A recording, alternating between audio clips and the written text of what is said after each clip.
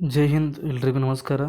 So ಏನಪ್ಪ ಅಂತಂದರೆ ಇವತ್ತಿಂದ SSC GDದು ಥರ್ಡ್ ವೀಕ್ ಎಕ್ಸಾಮ್ ಸ್ಟಾರ್ಟ್ ಆಗಿದ್ದಾವೆ.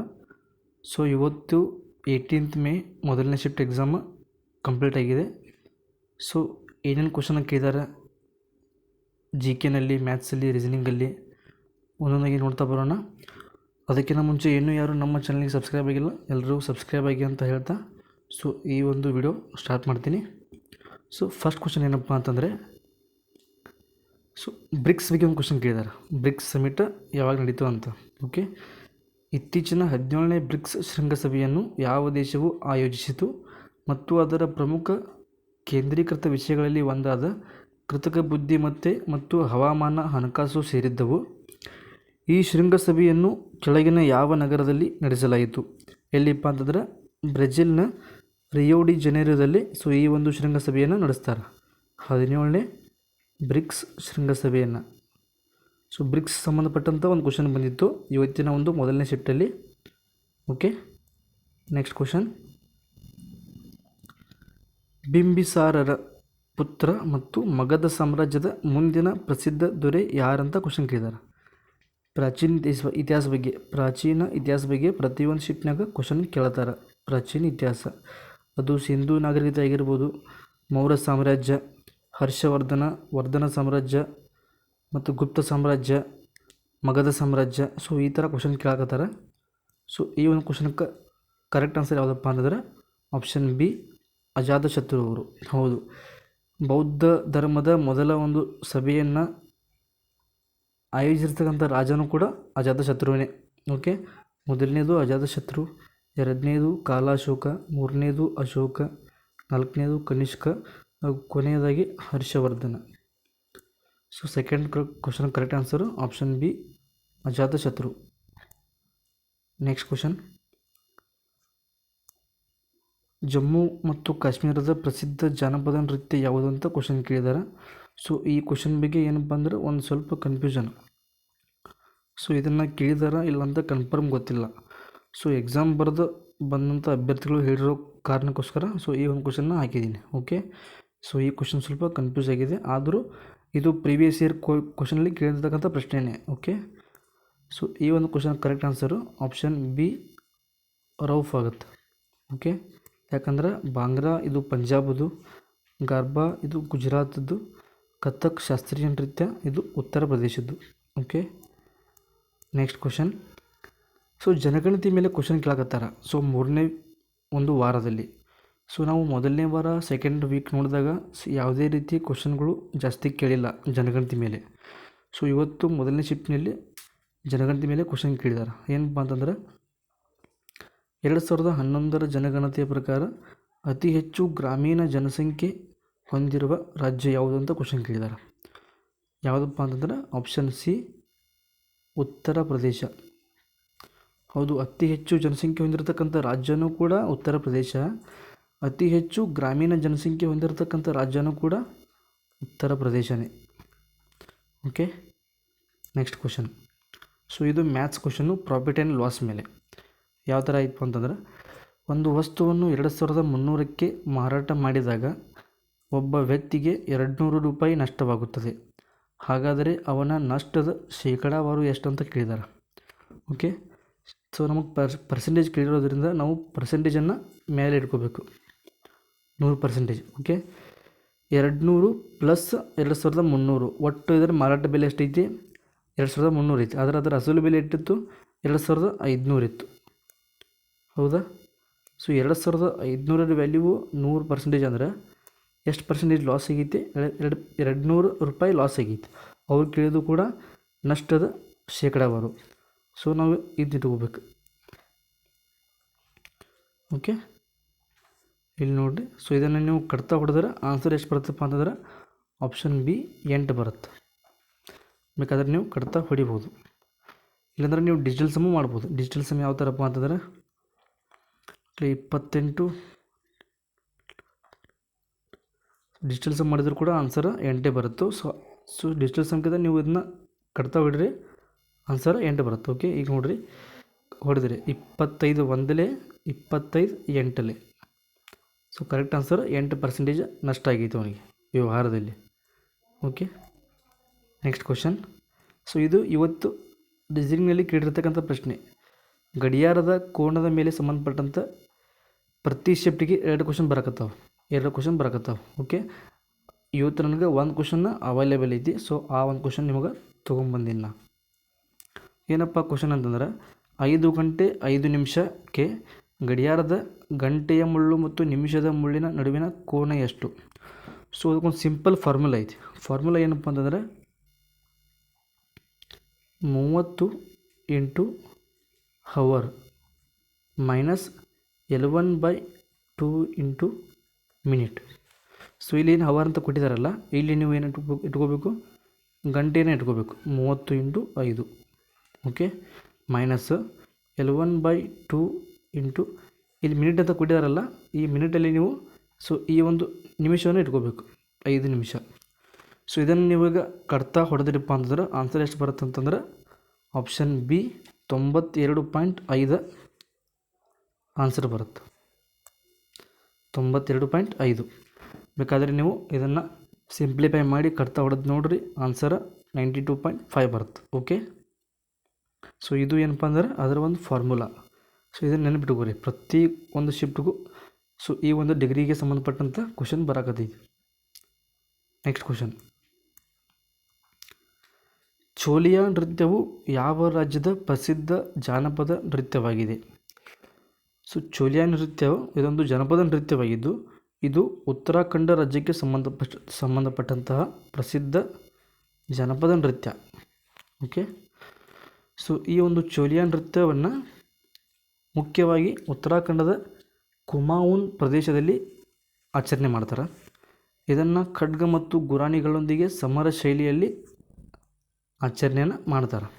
ಓಕೆ, 2030ರಲ್ಲಿ ನಡೆಯುವ 21ನೇ ಏಷ್ಯನ್ ಕ್ರೀಡಾಕೂಟವನ್ನು ಯಾವ ನಗರವು ಆಯೋಜಿಸಲಿದೆ? ಸೊ ಇದು ಕರೆಂಟ್ ಅಫೇರ್ಸ್ ಸಂಬಂಧಪಟ್ಟದ್ದು, ಸ್ಪೋರ್ಟ್ಸ್ ಮೇಲೆ. ಏನಪ್ಪ ಅಂದರೆ correct answer option C, Doha, ಕತಾರ್ನಲ್ಲಿ ಆಯೋಜನೆ ಮಾಡಲಿದೆ 2030ರಲ್ಲಿ. 21ನೇ ಏಷ್ಯಾ ಕ್ರೀಡಾಕೂಟವು 2030ರಲ್ಲಿ ದೋಹಾ, ಕತಾರ್ನಲ್ಲಿ ನಡೆಯಲಿದೆ. ಕತಾರ್ ಮೊದಲು 2006ರಲ್ಲಿ ಏಷ್ಯನ್ ಕ್ರೀಡಾಕೂಟವನ್ನು ದೋಹಾದಲ್ಲಿ ಆಯೋಜನೆಯನ್ನು ಮಾಡಿತ್ತು. ಸೊ ಈಗಾಗಲೇ ಅದು ಒಂದು ಸಲ ಏಷ್ಯನ್ ಕ್ರೀಡಾಕೂಟವನ್ನು ಹೋಸ್ಟ್ ಮಾಡಿದೆ, ಇದು second time. Okay, next question. WPL woman premier league 2024ರ ಪ್ರಶಸ್ತಿಯನ್ನು ಯಾವ ತಂಡವು ಗೆದ್ದುಕೊಂಡಿತು ಅಂತ ಕ್ವಶನ್ ಕೇಳಿದ್ದಾರೆ. ಓಕೆ, ಯಾವ ತಂಡ 2024ರ WPL ಪ್ರಶಸ್ತಿಯನ್ನು ಗೆದ್ದಿದ್ದಪ್ಪ ಅಂತಂದ್ರೆ ಅದು ಬೇರೆ ಅಲ್ಲ, ನಿಮ್ಮ ಅಚ್ಚುಮೆಚ್ಚಿನ ತಂಡ RCB. ಓಕೆ, ಸೊ ನಿಮಗೊಂದು ಪ್ರಶ್ನೆ ಕೇಳ್ತೀನಿ. RCB ತನ್ನ ಚೊಚ್ಚಲ ವುಮನ್ಸ್ ಪ್ರೀಮಿಯರ್ ಲೀಗ್ ಪ್ರಶಸ್ತಿಯನ್ನು ಯಾವ ತಂಡದ ವಿರುದ್ಧ ಜಯಿಸಿತು? ಯಾವ ತಂಡದ ವಿರುದ್ಧ? ಸೊ ನೀವು ಆನ್ಸರನ್ನು ಕಮೆಂಟ್ ಮಾಡಿರಿ. ನೆಕ್ಸ್ಟು, 1848ರಲ್ಲಿ ಲಾರ್ಡ್ ಡಾಲ್ ಹೌಸಿಯನ್ನು ಇವರು ವ್ಯಪಗತ ಸಿದ್ಧಾಂತ ಅಥವಾ ದತ್ತು ಮಕ್ಕಳಿಗೆ ಹಕ್ಕಿಲ್ಲ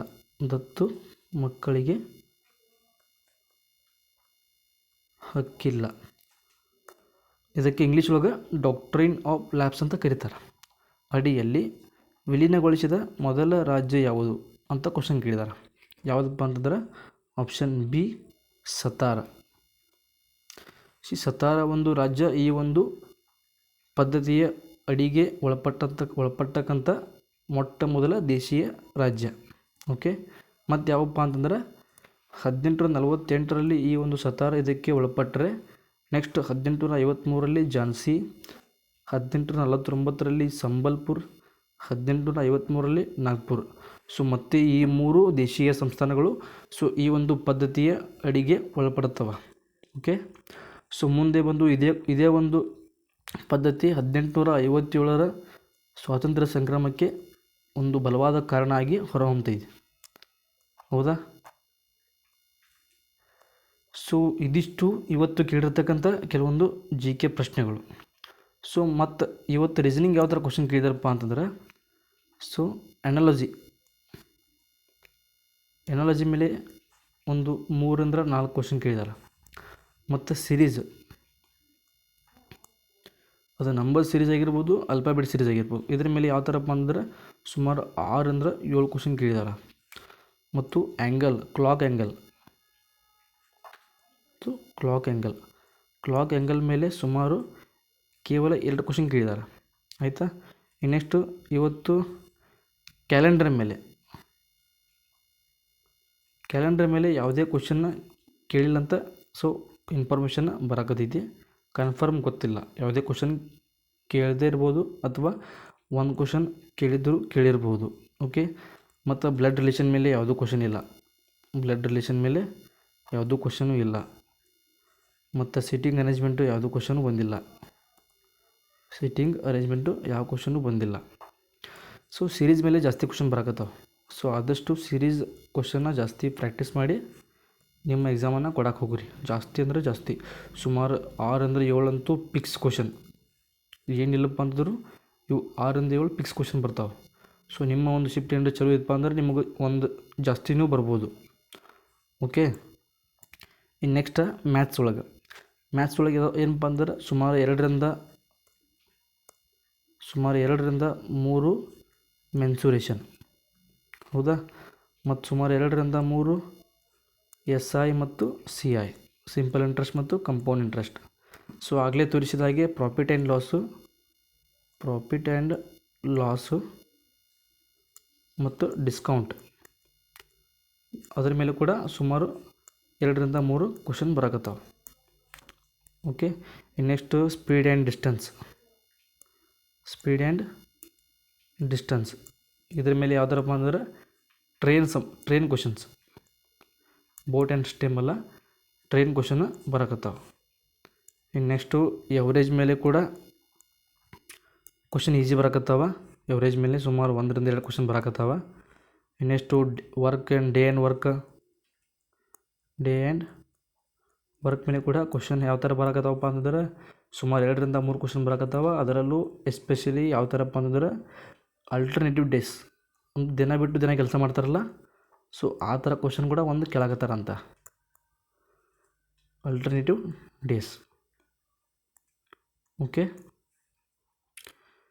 ಸೊ ಇದಿಷ್ಟು ಮ್ಯಾಥ್ಸ್. ಇನ್ನು ನೆಕ್ಸ್ಟ್ ಇಂಗ್ಲೀಷ್ ಮತ್ತು ಹಿಂದಿ ಗ್ರಾಮರ್ ಬಂದರೆ ಇಂಗ್ಲೀಷು ಮತ್ತು Hindi grammar. So Hindi grammar ಅಂತ ಬಂದಾಗ ಪ್ಯಾಸೇಜು ಭಾಳ easy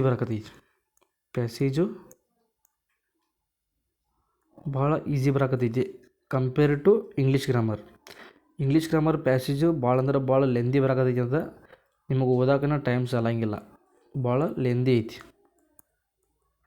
okay. Hindi passage easy ಐತಿ, ಆದರೆ ಇಂಗ್ಲೀಷ್ ಪ್ಯಾಸೇಜು ಭಾಳ ಲೆಂದಿ ಬರಾಕತ್ತಾವೆ. ಮತ್ತು ಅದೇ ರೀತಿ ಸಿಲೆಬಸ್ ಇದ್ದಂಗೆ antonyms, synonyms, active voice, passive voice, reported speech ಮತ್ತು 1 ವರ್ಡ್ ಸಬ್ಸ್ಟಿಟ್ಯೂಟು, ಐಡಮ್ಸ್ ಫ್ರೇಜು, ಸೊ ಎಲ್ಲ ಕೂಡ ಸಿಲೆಬಸ್ ಇರೋ ಹಾಗೆ ಅವೇ ಕ್ವಶನ್ ಬರಾಕತ್ತಾವ. ಓಕೆ. ಇನ್ನು ಹಿಂದಿ ಗ್ರಾಮರಲ್ಲಿ ಏನಪ್ಪ ಅಂತಂದ್ರೆ ಪೊಲೀಸ್ ಡಿಪಾರ್ಟ್ಮೆಂಟ್